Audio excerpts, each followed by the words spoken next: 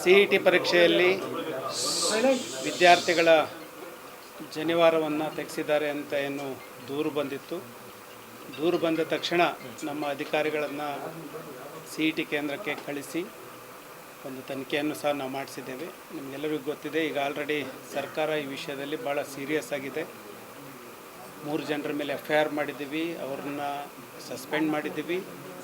ಆಮೇಲೆ ಪ್ರಿಲಿಮಿನರಿ ತನಿಖೆಯನ್ನು ADC ಅವರ ತಂಡದ ಮೂಲಕ ಪ್ರಿಲಿಮಿನರಿ ತನಿಖೆಯನ್ನು ಮಾಡಿಸಿದ್ದೀವಿ. ಇಂಥ ಘಟನೆಗಳು ಮತ್ತೆ ಮರುಕಳಿಸಬಾರ್ದು ಅನ್ನೋ ಕಾರಣಕ್ಕಾಗಿ ಯಾರು ಮಾಡಿದ್ದಾರೆ, ಉದ್ದೇಶಪೂರ್ವಕ ಮಾಡಿದಾರೋ ಗೊತ್ತಿಲ್ಲದೆ ಮಾಡಿದಾರೋ ಗೊತ್ತಿಲ್ಲ. ಆದರೆ ಕಳೆದ ವರ್ಷ ಆದಂಥ ಘಟನೆಯಿಂದಾಗಿ ಮುಂದೆ ಈ ಥರ ಘಟನೆಗಳಾಗಬಾರ್ದು ಅಂತ KEA ವತಿಯಿಂದ ಡ್ರೆಸ್ ಕೋಡ್ಗೆ ಒಂದು ಅಧಿಕಾರಿಯನ್ನು ನೇಮಕ ಮಾಡಿ ಅವರಿಗೆ ಸರಿಯಾದ ತರಬೇತಿಯನ್ನು ಕೊಟ್ಟು ಏನು ಮಾಡಬೇಕು ಏನು ಮಾಡಬಾರ್ದು ಅನ್ನೋದನ್ನು ಸ್ಪಷ್ಟವಾಗಿ ತರಬೇತಿ ನೀಡಿದ್ದಾಗಿಯೂ ಸಹ ಇವರು ಕರ್ತವ್ಯದಲ್ಲಿ ಲೋಪ ಎಸಗಿದ್ದಾರೆ. ಆದ್ದರಿಂದ ಅಂಥವ್ರ ಮೇಲೆ ಕಠಿಣ ಕ್ರಮ ಜರುಗಿಸಬೇಕಂತ FIR ಮಾಡಿದ್ದೀವಿ. ಅವರು ಅರೆಸ್ಟ್ ಆಗಿದ್ದಾರೆ, ಅವ್ರನ್ನ ಸಸ್ಪೆಂಡ್ ಮಾಡಿದ್ದೀವಿ, ತನಿಖೆ ಮಾಡಿದ್ದೀವಿ. ಈಗ ರಿಪೋರ್ಟ್ ಸಹ ಬಂದಿದೆ. ಅಂಥ ಕೇಂದ್ರದಲ್ಲಿ ಮುಂದೆ ನಾವು KEA ವತಿಯಿಂದ CET ಪರೀಕ್ಷೆಗಳನ್ನು ನಡೆಸಬಾರ್ದು ಅಂತಂದು ನಾನು ಸರ್ಕಾರಕ್ಕೆ ವರದಿಯನ್ನು ಮಾಡ್ತಾಯಿದ್ದೀನಿ. ಎಷ್ಟೆಲ್ಲ ಟಫ್ ಡಿಸಿಷನ್ ತೊಗೋಬೋದು, ಕಠಿಣ ಶಿಸ್ತು ಕ್ರಮ ತೆಗೆದುಕೊಳ್ಬೋದು, ಅದೆಲ್ಲವನ್ನು ಜಿಲ್ಲಾಡಳಿತ ವತಿಯಿಂದ ಸರ್ಕಾರದ ವತಿಯಿಂದ ಮಾಡಲಾಗಿದೆ. Thank you. ಸರ್, ಈಗ ತಾವು 2 ದಿವಸಗಳ ರಿಪೋರ್ಟ್ ಮಾಡಿದ್ದೀರಿ, ಸುಪ್ರೀಂ ಕೂಡ ಮಾಡಿದ್ದಾರೆ.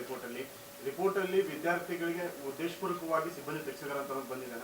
ಅಲ್ಲ, ರಿಪೋರ್ಟಲ್ಲಿ ಮೇಲ್ನೋಟಕ್ಕೆ ಉದ್ದೇಶಪೂರ್ವಕ ತೆಗೆಸಿದ್ದಾರೆ ಅಂತಲೇ ಕಂಡು ಬರ್ತಾ ಇದೆ.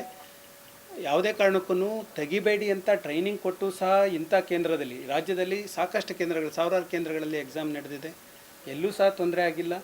ಈ ಕೇಂದ್ರದಲ್ಲಿ ಮಾತ್ರ ತೆಗೆದಿದ್ದಾರೆ ಅಂದರೆ ಉದ್ದೇಶಪೂರ್ವಕ ತೆಗೆದಿದ್ದಾರೆ ಅಂತ ನಾವು ಅದನ್ನು ಸೀರಿಯಸ್ ಆಗಿ ತೆಗೆದುಕೊಂಡಿದ್ದೀವಿ.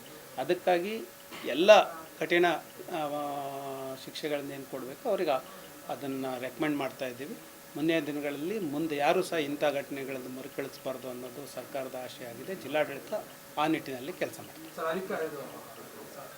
ಮಾಡೋದಕ್ಕೆ ಸಮಿತಿಯನ್ನು ರಚನೆ ಮಾಡಿದ್ರಲ್ಲ, ಏನೇನು ಮಾನದಂಡದಲ್ಲಿ ಹೋಗಿ ಅಲ್ಲಿ ಮಾತಾಡಿಸಿದ್ರು, ಏನೇನು ದಾಖಲೆಗಳನ್ನು ತೆಗೆದುಕೊಂಡು ಪ್ರೊಸೀಜರ್ ಹೆಂಗಿತ್ತು ಸರ್? ಇಲ್ಲ ಅದಕ್ಕಾಗಿ ಸೀನಿಯರ್ ಮೋಸ್ಟ್ ಅಧಿಕಾರಿಗಳನ್ನು ನಮ್ಮ ಜಿಲ್ಲೆಯಿಂದ ತನಿಖೆಗೆ ಹಾಕಿದ್ದೀವಿ. ಅವ್ರ ಜೊತೆಗೆ 3 ಜನರನ್ನು ಸದಸ್ಯರನ್ನು ಸಹ ಕೊಟ್ಟಿದ್ದೀವಿ. ಅಲ್ಲಿ ಹೋಗಿದ್ದಾರೆ, ವಿದ್ಯಾರ್ಥಿಗಳ ಜೊತೆ ಮಾತಾಡಿದ್ದಾರೆ, ಅಲ್ಲಿ ಪ್ರಿನ್ಸಿಪಾಲ್ ಜೊತೆ ಮಾತಾಡಿದ್ದಾರೆ, ಏನು ಪರೀಕ್ಷೆ ಅಬ್ಸರ್ವರ್ ಏನಿದ್ರು ಅವ್ರ ಜೊತೆ ಮಾತಾಡಿದ್ದಾರೆ, ಸಭೆ ಮಾಡಿದ್ದಾರೆ, CCTV ಪರಿಶೀಲನೆ ಮಾಡಿದ್ದಾರೆ, ಡಾಕ್ಯುಮೆಂಟ್ ವೆರಿಫೈ ಮಾಡಿದ್ದಾರೆ. ಇವೆಲ್ಲವನ್ನು ಪರಿಶೀಲನೆ ಮಾಡಿದಂಥ ಸಂದರ್ಭದಲ್ಲಿ ಮೇಲ್ನೋಟಕ್ಕೆ ಉದ್ದೇಶಪೂರ್ವಕವಾಗಿ ಮಾಡಿದ್ದಾರೆ ಅಂತ ಗೊತ್ತಾಗಿದೆ. ಆದ್ದರಿಂದ ಸೀರಿಯಸ್ ಆಗಿ ಆ್ಯಕ್ಷನ್ ಆಗಬೇಕಂತ ವರದಿ ಮಾಡ್ತಾ ಇದ್ದೀವಿ. ಅದ್ರ ಜೊತೆಗೆ FIR ಮಾಡಿ ಏನು ಅರೆಸ್ಟ್ ಮಾಡಿದ್ದಾರೆ, ಅದು ತನಿಖೆ ಸೀರಿಯಸ್ ಆಗಬೇಕು ಅಂತ ಆಲ್ರೆಡಿ ಸರ್ಕಾರ ಸಹ ಸೂಚನೆ ಕೊಟ್ಟಿದೆ. ಮಾನ್ಯ ಉನ್ನತ ಶಿಕ್ಷಣ ಸಚಿವರು ಸಹ ಇದಕ್ಕೆ ಸೂಚನೆಯನ್ನು ಕೊಟ್ಟಿದ್ದಾರೆ. ಆ ನಿಟ್ಟಿನಲ್ಲಿ ತನಿಖೆ ಆಗ್ತದೆ.